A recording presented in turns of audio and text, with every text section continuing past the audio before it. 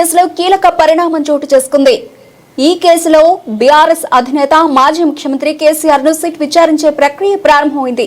ప్రత్యేక దర్యాప్తు బృందం సిట్ అధికారులు ఆదివారం మధ్యాహ్నం పలు డాక్యుమెంట్లతో హైదరాబాద్ నందినగర్లోని కేసీఆర్ నివాసంలోకి వెళ్లారు. మధ్యాహ్నం 3 గంటల నుంచి ఆయనను ప్రశ్నిస్తున్నారు. ఈ మొత్తం ప్రక్రియను సిట్ అధికారులు వీడియో రికార్డు చేస్తున్నారు.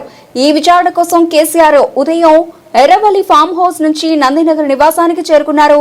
ఆయనకు బీఆర్ఎస్ వర్కింగ్ ప్రెసిడెంట్ కేటీఆర్ స్వాగతం పలికారు. విచారణకు సిట్ అధికారులు పూర్తి సన్నద్ధతతో రాగా కేసీఆర్ కూడా తన వెంట ఒక నోట్బుక్, కొన్ని ముఖ్యమైన పత్రాలను తెచ్చుకున్నారు. సిట్ బృందంలో మాదాపూర్ డీసీపీ రీతిరాజ్, ఐపీఎస్ అధికారులు విజయ్ కుమార్, నారాయణ రెడ్డి సహా పలువురు సీనియర్ అధికారులు ఉన్నారు. కేసీఆర్ వెంట మాజీ ఎంపీ సంతోష్ రావు ఉండేందుకు అనుమతి ఉందని ఈ విషయాన్ని బీఆర్ఎస్ లీగల్ టీం సిట్ కు తెలియజేసినట్లు సమాచారం.